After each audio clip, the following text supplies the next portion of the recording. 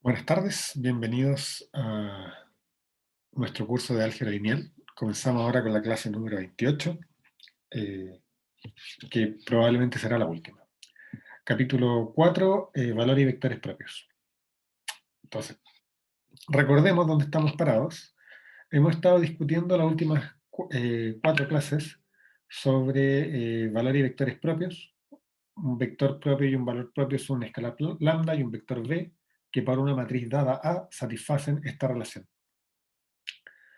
Y hemos aprendido cosas, como que, por ejemplo, cuando tengo una matriz y tengo valores propios distintos, los vectores propios asociados a esos valores propios distintos son LI entre ellos. Hemos aprendido que hay un subespacio que llamamos el subespacio propio, que no es otra cosa que el núcleo para cada valor propio de la matriz A menos lambda veces la identidad. Y descubrimos en clases anteriores que estos subespacios propios están en suma directa y que una matriz es diagonalizable justamente cuando esta suma directa es igual a todo Rn.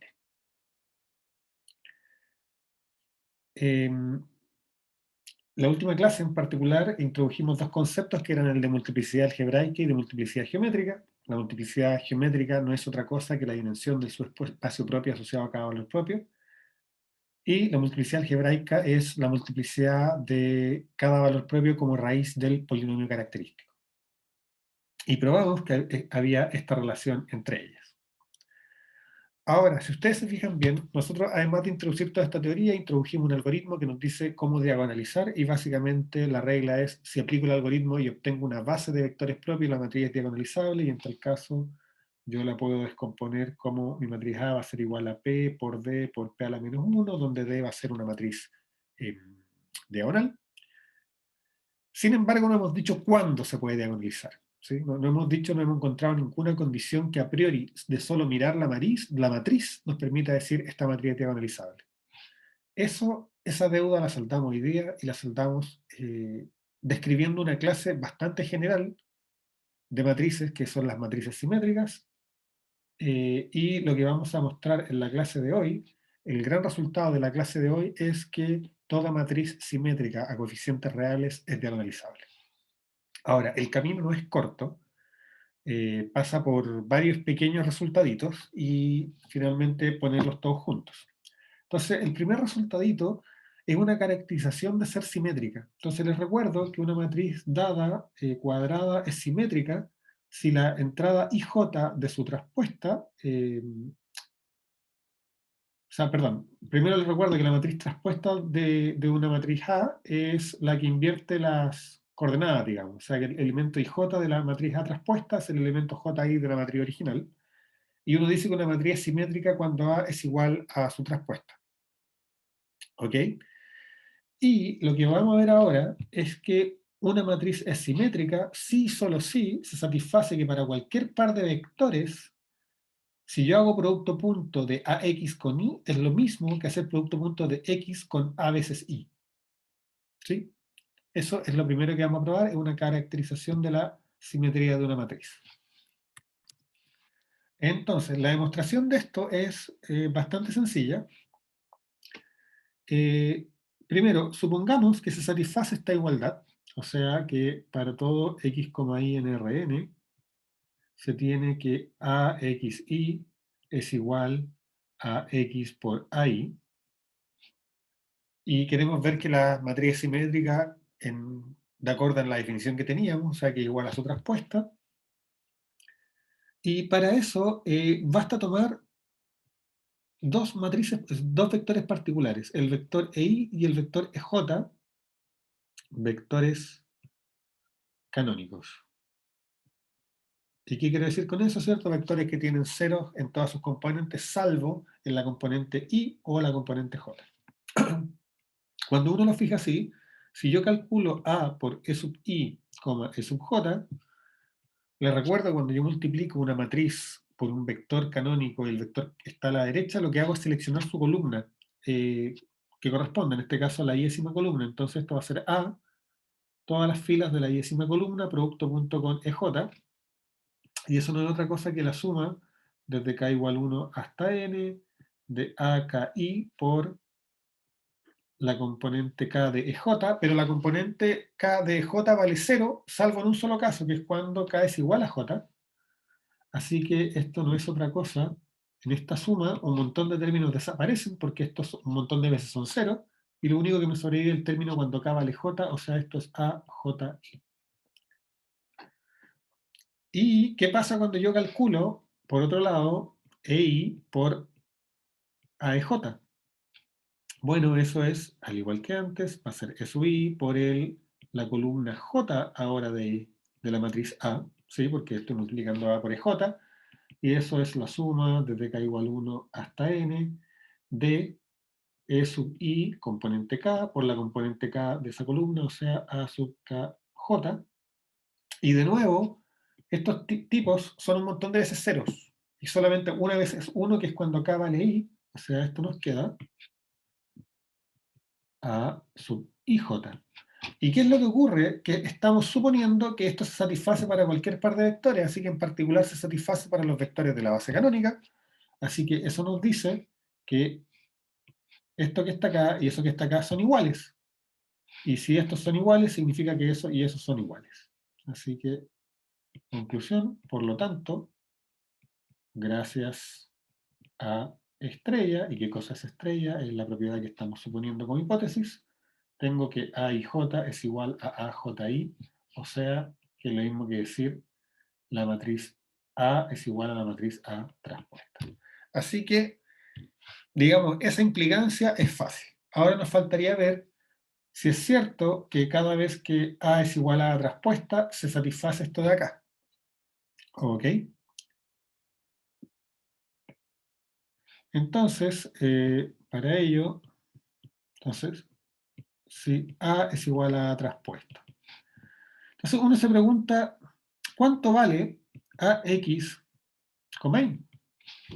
Bueno, AX, y es un producto punto entre dos vectores, así que esto es la suma desde K igual 1 hasta N del elemento K del primer vector por el elemento K del segundo vector.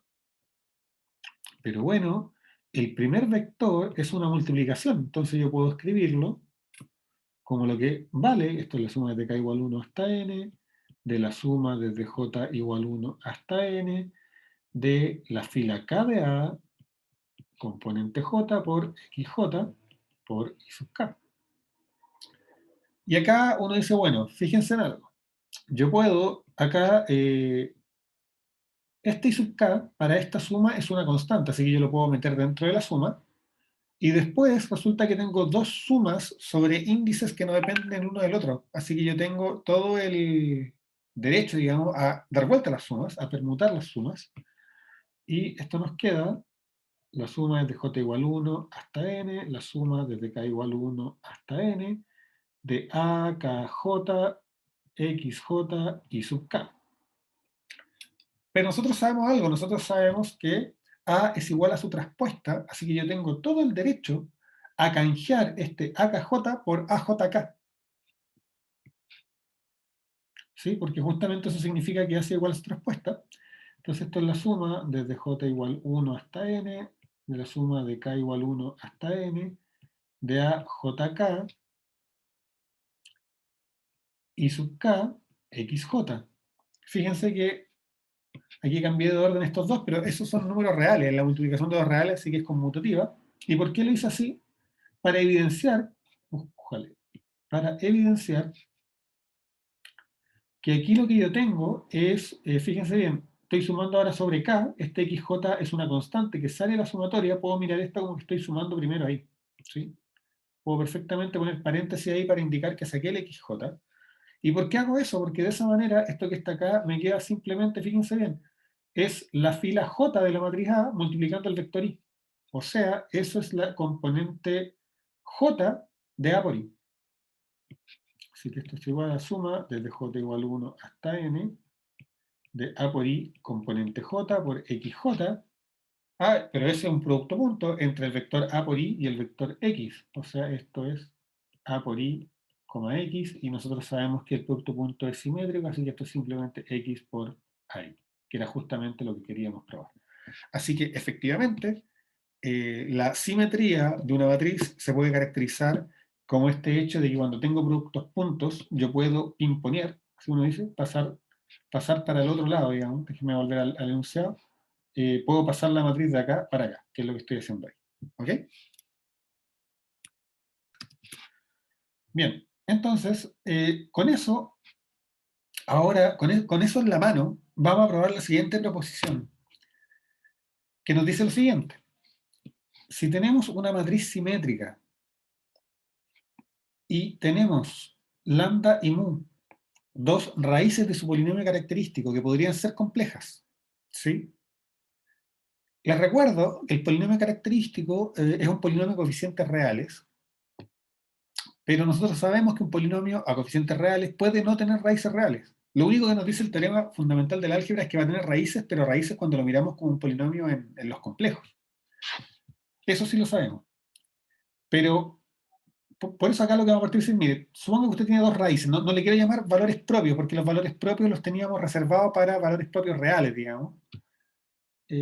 Así que digamos raíces del polinomio característico y dos vectores que eventualmente podrían tener componentes complejas, si es que el lambda y el mu fueran complejos, que satisfacen la ecuación característica, digamos, que uno podría decir son vectores propios. ¿Ok? Se acepta que el vector propio pueda tener componentes complejos. Ahora, si ocurre esto, lo que vamos a probar es que entonces ocurre esto que está acá. ¿Sí? Que si uno multiplica la diferencia de lambda menos mu por el producto interno entre u y b, entonces eso es cero. ¿Sí? Fíjense que si nosotros supiéramos, por ejemplo, que estos dos son números reales y que son distintos, yo podría simplificar acá y lo que me quedaría es que vectores propios asociados a valores propios reales distintos de una matriz simétrica son ortogonales entre sí. Nosotros ya sabemos que son LI, pero aquí estaríamos probando algo más interesante y es que son ortogonales entre sí. ¿Ok? Pero bueno, por ahora solo vamos a probar esta igualdad haciendo el cálculo. Y realmente la demostración es bastante sencilla, porque fíjense bien que nosotros sabemos esto. Nosotros sabemos que A por U es igual a un lambda U. Y si eso es cierto, yo puedo hacer producto interno de esto con el vector B. Y me va a quedar que el producto interno de AU contra B es igual a lambda veces el producto interno de U contra B. ¿Sí? Ahora, por otro lado, nosotros sabemos que A por B es igual a mu B. Ahora hago producto interno con U y me dice entonces que el producto interno de AB, U es igual a mu veces el producto interno de B con U. Y aquí es donde empezamos a usar lo que acabamos de aprender. Primero, fíjense bien que esto que está acá, nosotros sabemos que es simétrico, así que esto es igual a mu por U con B. Y yo miro esta ecuación y lo que me está guiando es que mu por U contra B es igual a algo, y acá tengo lambda por mu contra B igual a otra cosa. Yo quiero hacer la diferencia básicamente de esto menos esto. Entonces, fíjense bien que lo que tenemos ahora es que lambda veces mu b menos mu veces uv, eso es igual a a por u con b menos ab con u. ¿Ok? Pero fíjense bien en algo. Esto que está acá, ¿qué podemos aplicar? Sabemos que es simétrica, así que podemos aplicar la caracterización que acabamos de probar, y esto no es otra cosa que b con a veces u. Pero entonces, esto que está acá y esto que está acá es lo mismo, así que se simplifican y esto es igual a 0. Así que esto me dice, y fíjense que al lado izquierdo lo que yo tengo es lambda v menos mu v, o sea, exactamente lambda menos mu, factor de u contra b, es igual a 0. ¿Sí? Si se fijan, lo único que necesitábamos era la simetría de la matriz, para poder decir que estos dos términos eran iguales y entonces la diferencia entre estas dos cosas, que se puede escribir así, vale 0. Entonces, continuamos. Y ahora damos el primer pasito hacia la descomposición de la matriz simétrica y vamos a probar que si yo tengo una matriz simétrica, entonces todos sus valores propios son reales.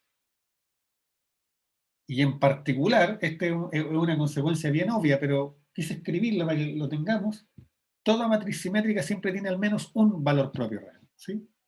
¿Por qué? Porque su polinomio característico va a tener al menos una raíz y lo que vamos a probar acá es que todas las raíces del polinomio característico son reales. Entonces, al menos esa raíz que existe va a ser real.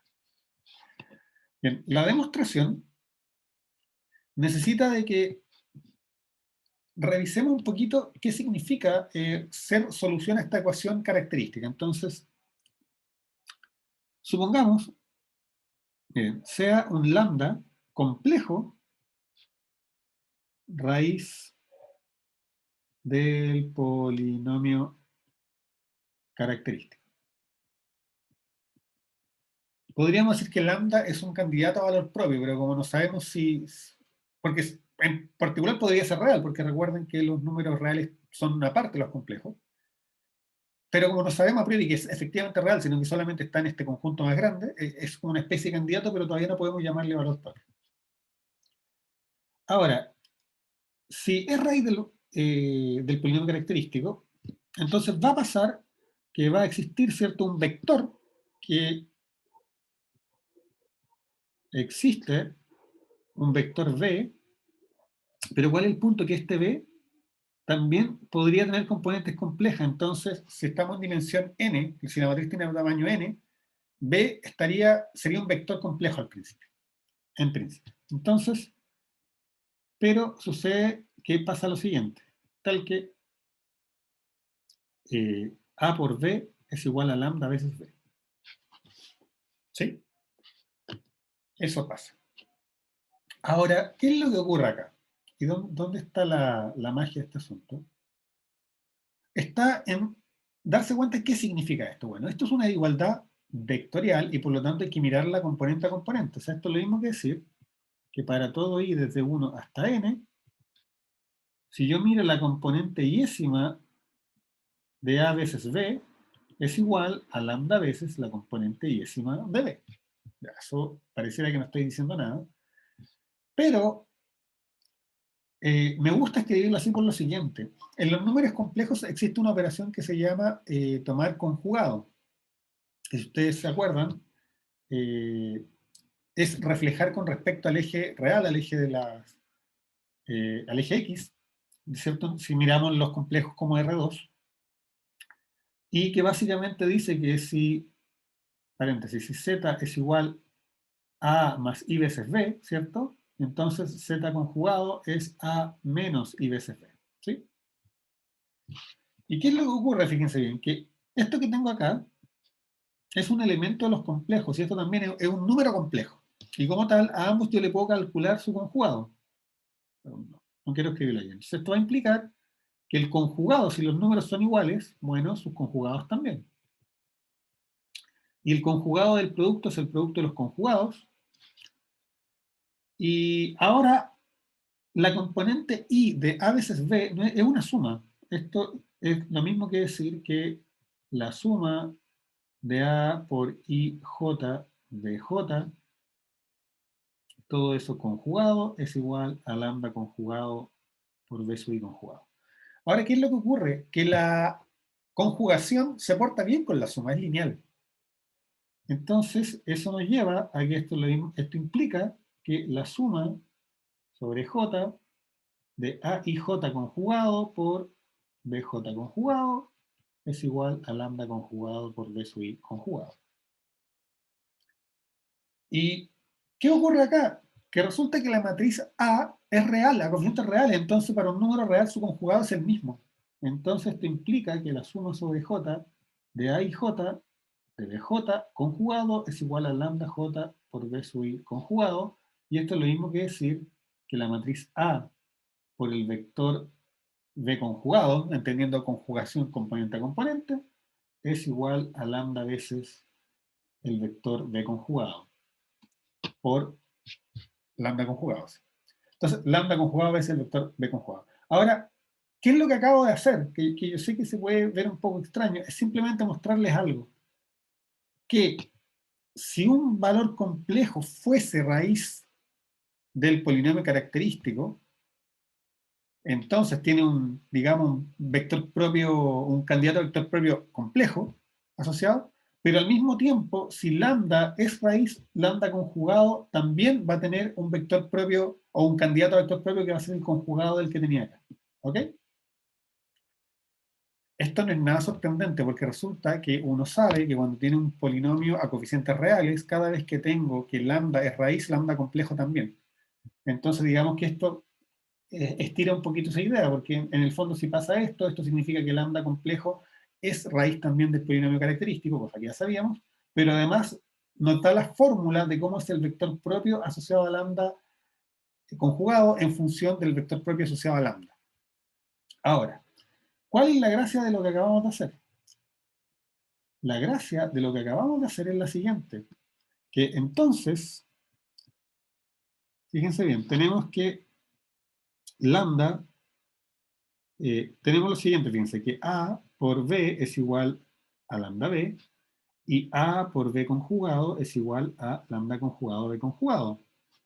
¿Y qué fue lo que acabamos de probar? Que cuando ocurría esto para vectores reales o con componentes complejas, ¿sí? Había una relación. Nosotros sabíamos, gracias a la proposición, tenemos que lambda menos lambda conjugado,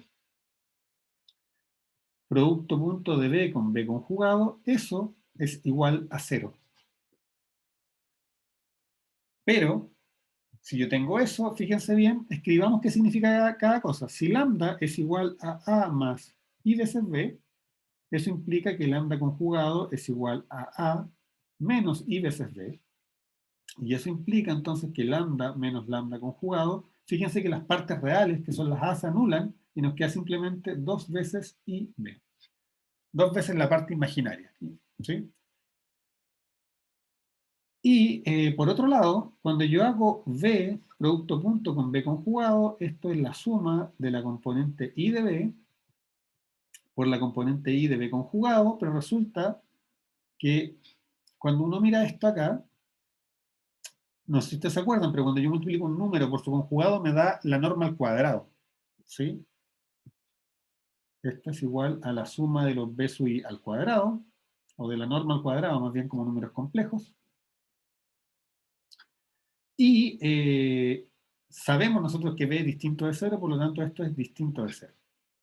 En conclusión, ¿qué es lo que tenemos? Fíjense que 2 veces I por B por la suma de estos módulos de números complejos al cuadrado es igual a 0, pero como esto es distinto de 0, lo puedo simplificar, el I es distinto de 0, lo puedo simplificar, y lo que concluyo es que B es igual a 0. Pero fíjense quién era B. B era la parte imaginaria de lambda. O sea, lo que estoy diciendo es que lambda pertenece a los números reales.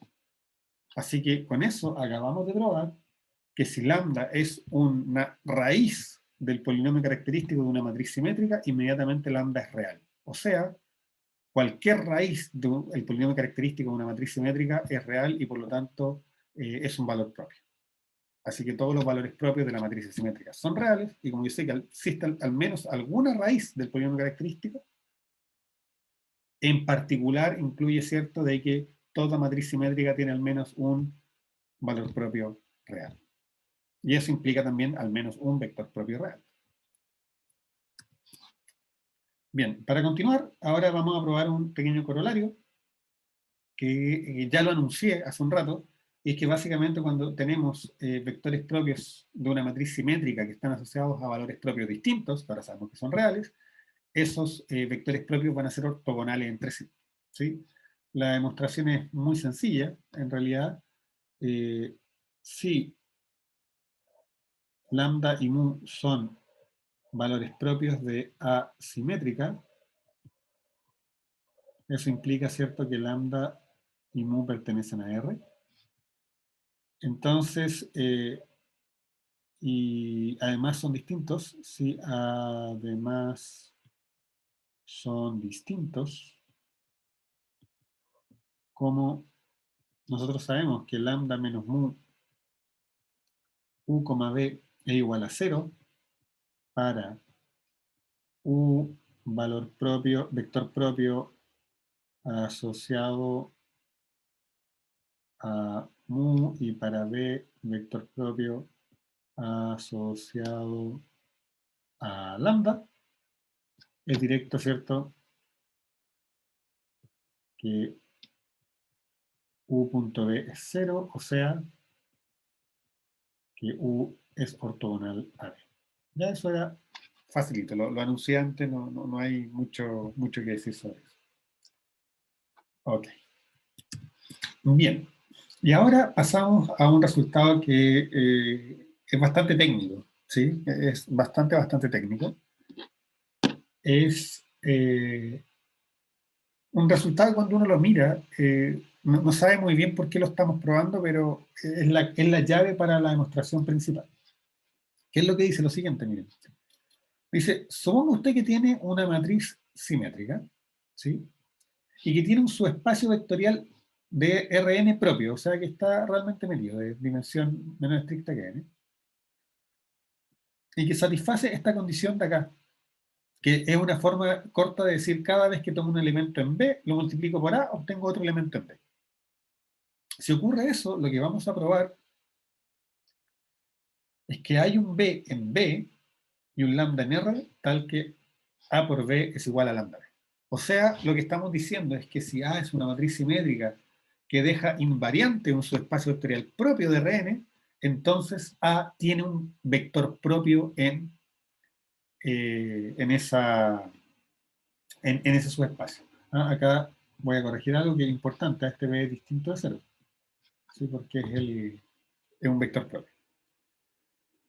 Ok, si no, no dice nada.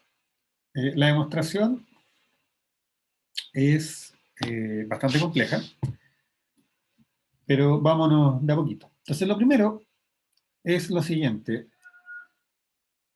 Como B es un subespacio propio de Rn, nosotros sabemos que la dimensión de B, que la voy a llamar K, es menor estricta que, ¿ok? Y después de eso, tomando eso en cuenta, vamos a considerar beta una base de B. Ya, beta va a ser una base, pero no una base cualquiera. Beta va a ser igual a un conjunto, ¿cierto? Que va a tener B1 hasta BK. Es una base de B, pero además es una base ortonormal.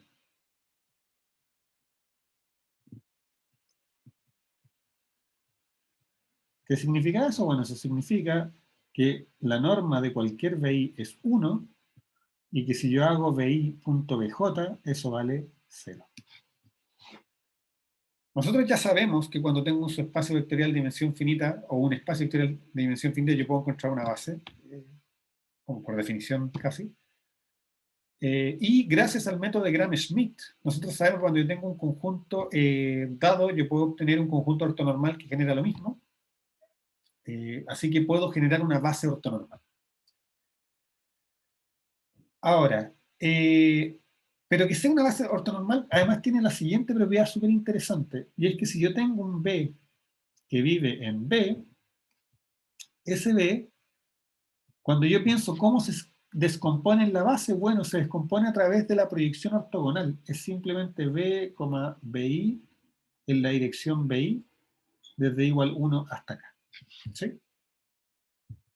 Y otra forma de decirlo es que las coordenadas de cualquier B en esta base beta está dada por esos coeficientes. Ahora, dicho todo eso, vamos a considerar una transformación lineal T definida de B en B que a un elemento B lo manda a, obviamente, T de B definido como A veces B. El hecho de que T sea una transformación de que va de B en B es justamente el único lugar donde usamos la hipótesis de que A deja invariante a B. O sea, cuando yo tomo un elemento en B y lo multiplico por A, devuelve otro elemento en B. Eso es, ahí es donde usamos esa hipótesis. Ahora, cuando yo tengo esto y me digo, bueno, B es un espacio vectorial, acabo de ver que tiene una base, y tengo una transformación lineal, así que yo tengo todo el derecho a preguntarme cuál es la matriz representante de esta transformación lineal T en la base beta. Fíjense bien de que estamos mirando T de B en B, así que no estamos mirando B como con la base canónica de Rn, sino que lo estamos mirando con su propia base ortonormal. Eso es súper importante para lo que estamos haciendo. Entonces yo me pregunto, bueno, yo tengo derecho a preguntarme o a pensar en M igual la matriz representante en las bases beta, en tanto en el espacio de partida y de llegada de la transformación lineal T. Y voy a hacer una afirmación sobre esta matriz. M es simétrica. Chuta, y para probar que M es simétrica, lo que voy a probar es que la componente IJ es igual a su componente JI. Entonces, M, voy a hacer la página siguiente, ¿sí? Para que no quede cortado. Entonces, en efecto,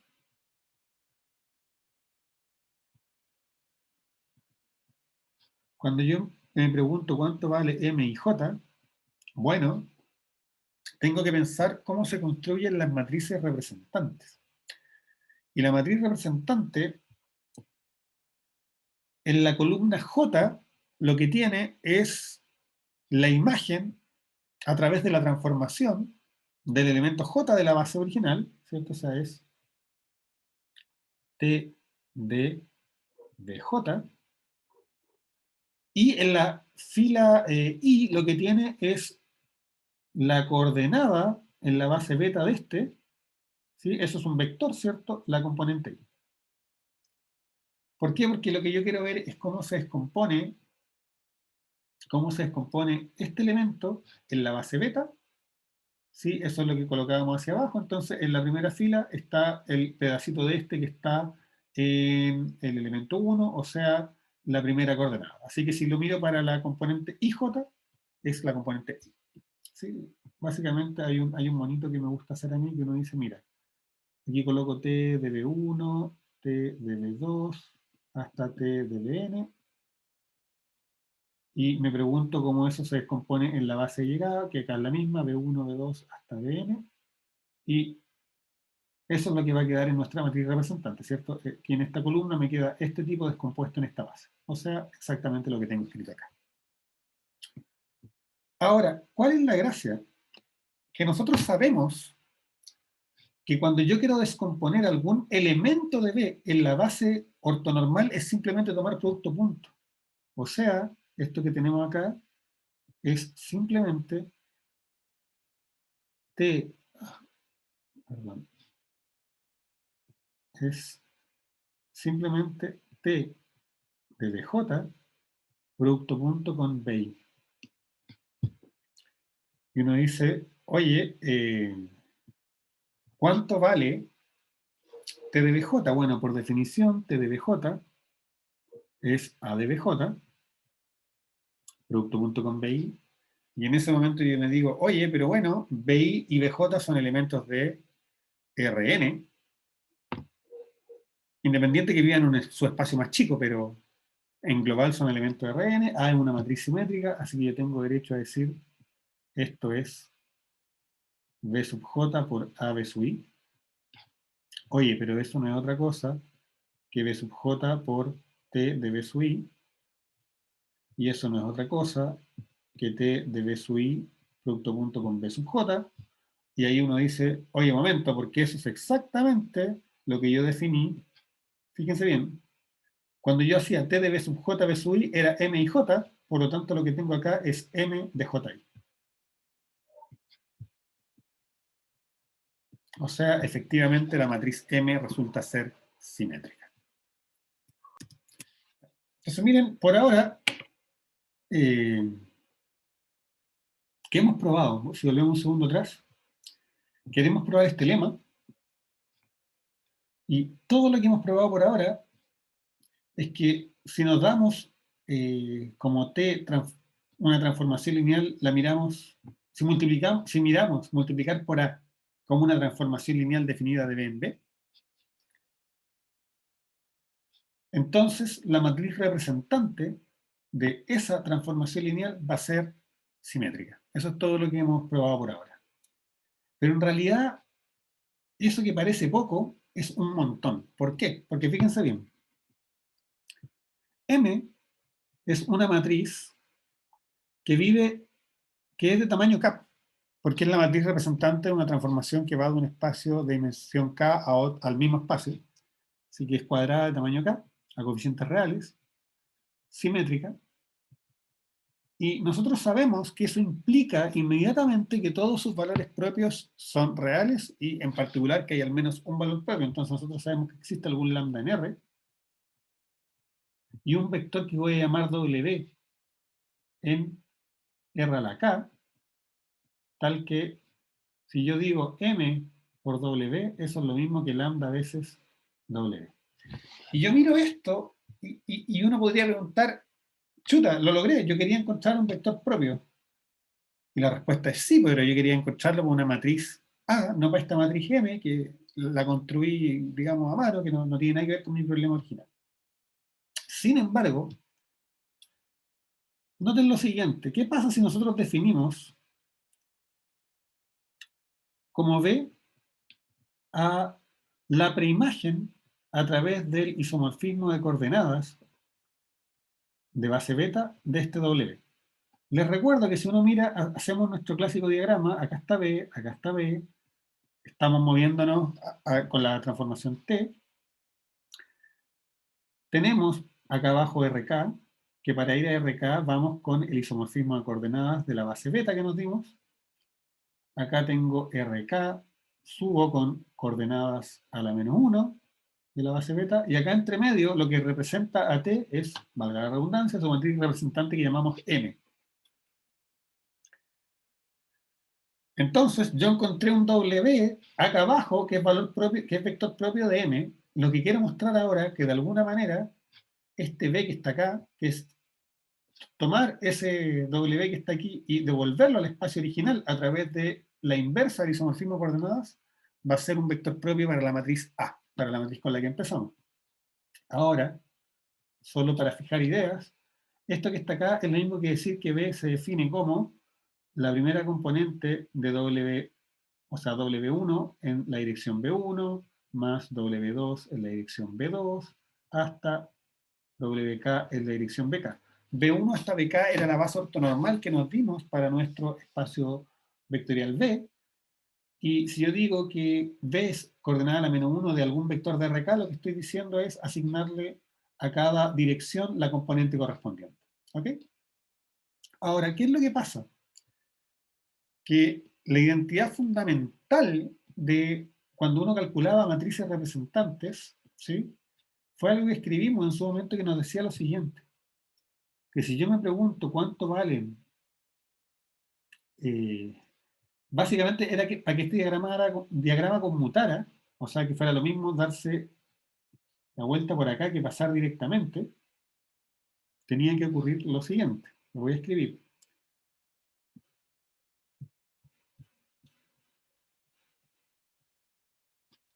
Y es que las coordenadas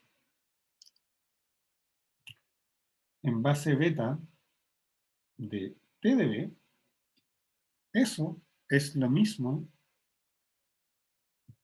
que M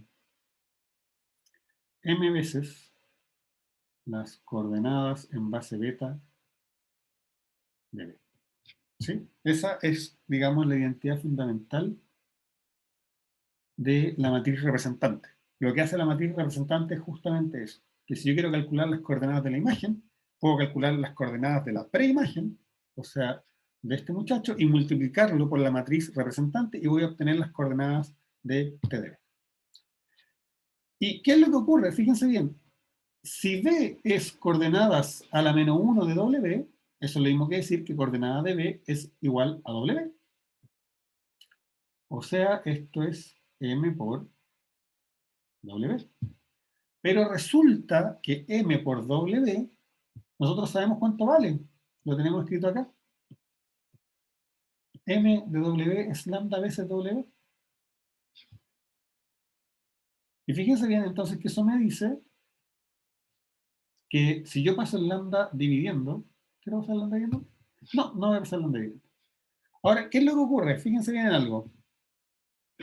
Que esto me dice entonces que T de B es coordenadas a la menos 1 en base beta de lambda veces W. Resulta que coordenada a la menos 1 es también un isomorfismo lineal, por lo tanto, esto es lambda veces coordenada a la menos 1 de W. Y coordenada a la menos 1 de W no es otra cosa que B. Así que esto es lo mismo que decir lambda veces B. Pero, fíjense bien, ¿qué cosa es T de B? Bueno, T de B por definición no es otra cosa que A veces B. Por lo tanto, encontramos finalmente el valor propio y el vector propio que satisface lo que nos dice el lema. ¿Sí? Si tengo una transformación lineal que me deja invariante en su espacio, entonces necesariamente ahí tiene que haber un vector propio.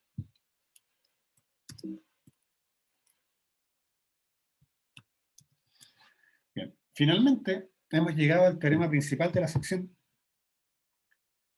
que nos dice que toda matriz simétrica de tamaño n es diagonalizable, y más aún que la matriz P que pondríamos acá va a ser una matriz donde sus columnas van a ser vectores ortonormales, y que por lo tanto la descomposición va a ser de la forma P por D, y acá en vez de colocar P a la menos 1 vamos a colocar simplemente P traspuesta.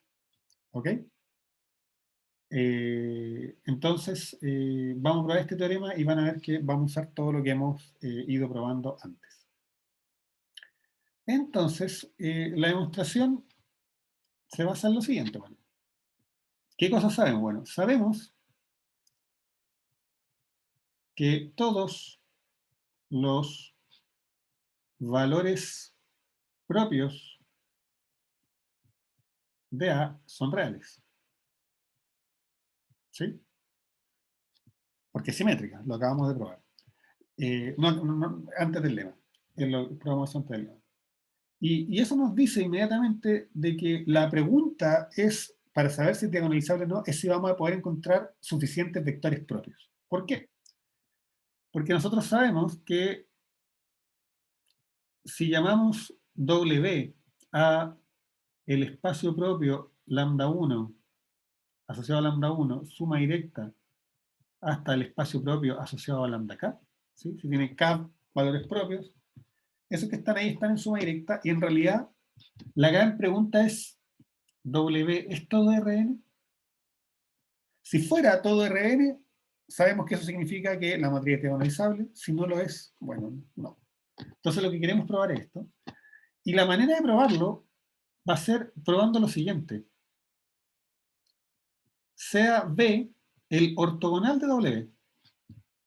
¿Sí? Vamos a demostrar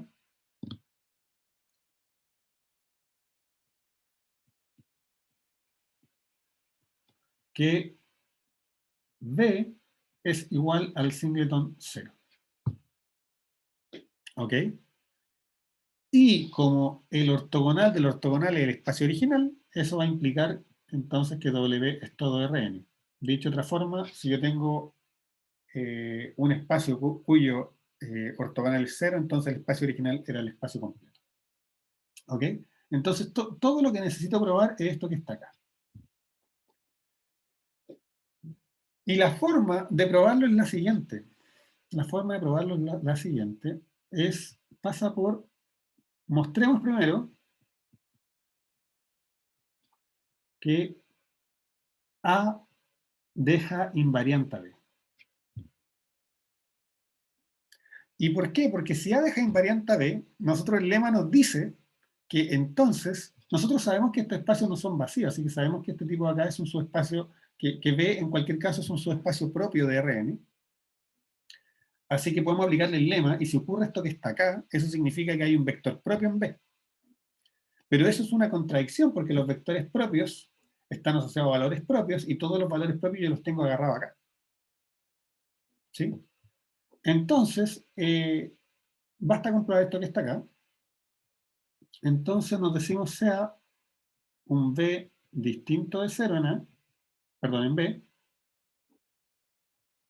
sea B en B distinto del vector 0, porque de nuevo, fíjense bien, uno sabe que si B es solo el 0, A queda invariante, o sea, eso no es novedad. Aquí lo importante es ver qué pasa si un elemento distinto es 0. Ok, entonces ahora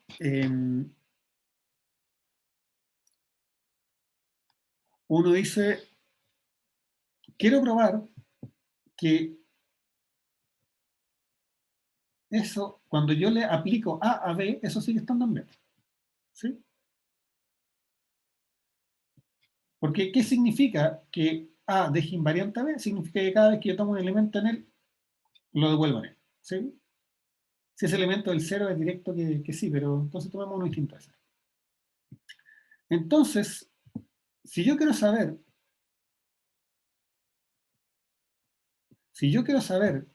que A B está en B, yo me tengo que preguntar quién es B. Pues, bueno, B es el ortogonal a alguien. ¿Sí? B es por definición todos los elementos que son ortogonales a todo lo que está en W. Entonces lo que yo me quiero preguntar es lo siguiente. ¿Cuánto vale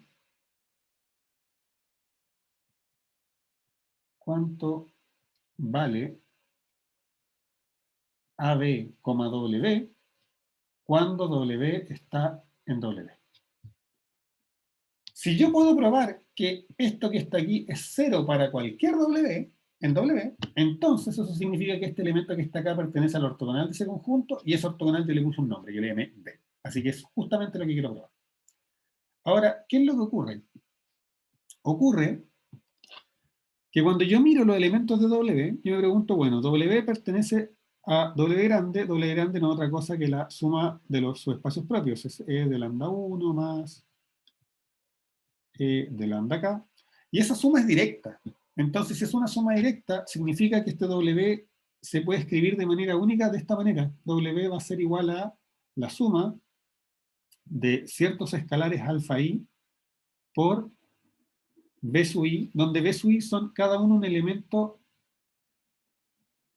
elemento del espacio propio, el lambda i. Y les recuerdo que cuando yo miro los elementos de su espacio propio, el lambda i, son aquellos elementos que todos ellos son vectores propios con respecto a este valor propio, que está acá, ¿sí? O sea, lo que estoy diciendo que en particular A por B sub i es lambda i por B sub i. Ahora, dicho eso, uno dice, bueno, ¿cuánto vale AB? Entonces, AB por W no es otra cosa que AB por la suma de alfa i B sub i. Y gracias a la linealidad del producto punto, esto es la suma de alfa i AB contra B sub i.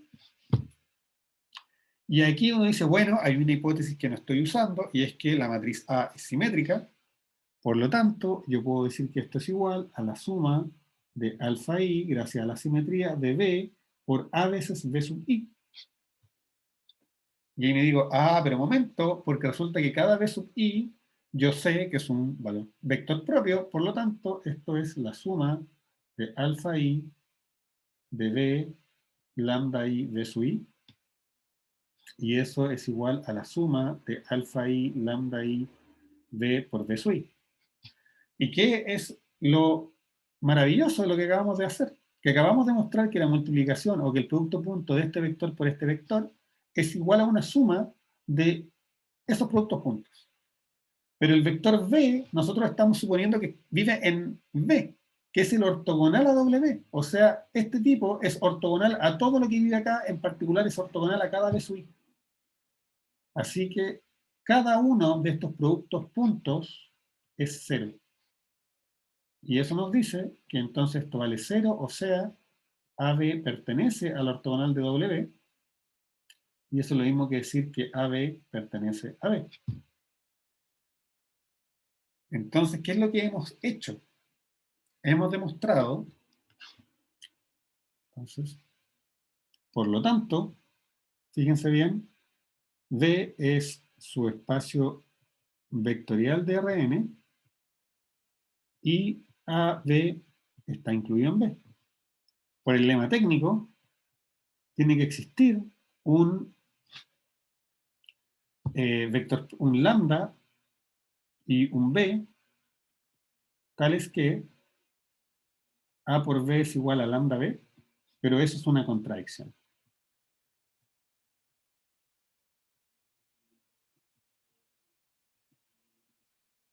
¿Por qué?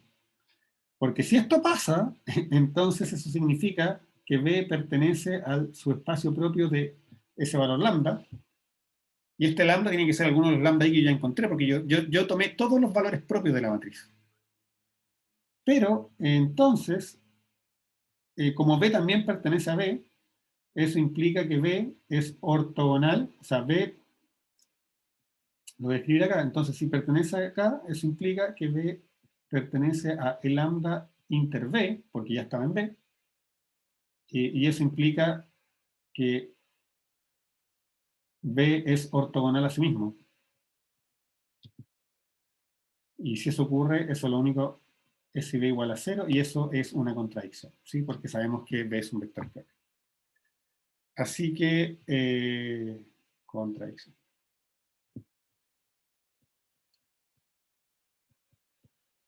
Así que, ¿cuál es la única opción que le queda a B? La única opción que le queda a B es ser igual al singleton 0, y eso implica que W es todo Rn, ¿cierto? Y eso implica que A es diagonalizado.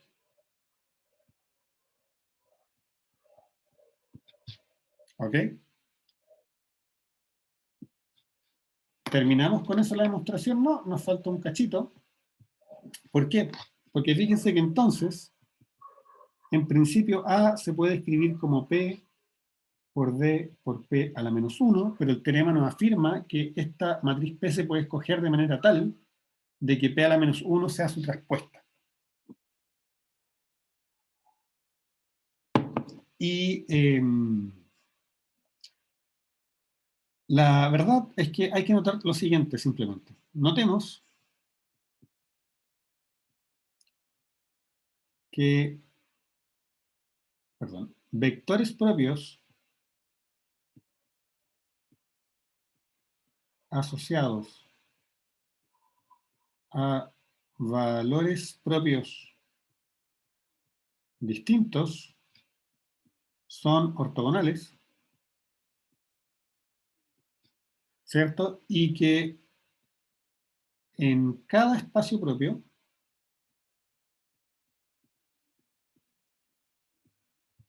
podemos construir una base ortonormal. ¿Sí? Entonces, porque les recuerdo que la base de vectores propios que construimos siempre es igual. Yo primero encuentro una base para cada su espacio propio, después las junto, y en este caso sabemos que al reunirlas van a ser una base de todo Rn, pero si yo parto de alguna base cualquiera en cada su espacio propio, le puedo aplicar Gram-Schmidt para obtener una base ortonormal, y con eso termino, como cada pedacito es ortogonal al resto, al juntarlo todo quedan todos ortogonales, y termino con una base ortonormal. ¿Y qué es lo que ocurre? Si fíjense bien de que entonces, eh, si las columnas de P son ortonormales, entonces cuando yo calculo P por P traspuesto, eso es igual a la identidad. Y eso implica que la inversa de P es simplemente su traspuesta. ¿sí? Y esto que está acá es fácil probarlo porque fíjense, cuando yo tomo P transpuesta, lo que hago es convertir las columnas en filas, ¿sí? Estaban paraditas, las coloco, al hacer la transposición, lo que eran columnas se transforman en filas. Entonces, cuando yo agarro, por ejemplo, la primera columna acá, y la multiplico, perdón, la primera fila acá, de esta matriz, y la multiplico por la primera columna, resulta que esta fila y esa columna queda más claro si lo hacemos al revés. Y da lo mismo, ¿cierto? Ahí. Ahí queda más claro. Si yo tomo la primera fila de P transpuesto, que era la primera columna de P, entonces cuando yo haga producto punto de primera fila por primera columna, lo que voy a obtener es un 1, primer elemento de la identidad. Después cuando tome la primera fila de P transpuesto, que era la primera columna de P, insisto, y la multiplique por cualquiera de las otras columnas que siguen, resulta que todas esas columnas son ortogonales a la primera. Así que cuando hago producto punto de esto con eso, todas esas me dan 0. Perfecto, la siguiente es componente de la identidad. Uno hace el mismo argumento para cada elemento, o si ustedes quieren lo hacen el calculito, y es muy fácil darse cuenta que se cumple esta relación. Así que eso nos dice que la inversa de P es su transpuesta, y eso nos dice que esta descomposición que está acá en realidad es aquí con transpuesta, que es lo que nos decía el teorema, y con eso sí damos por finalizada la demostración del teorema, y con la finalización de este teorema damos por terminado nuestro curso.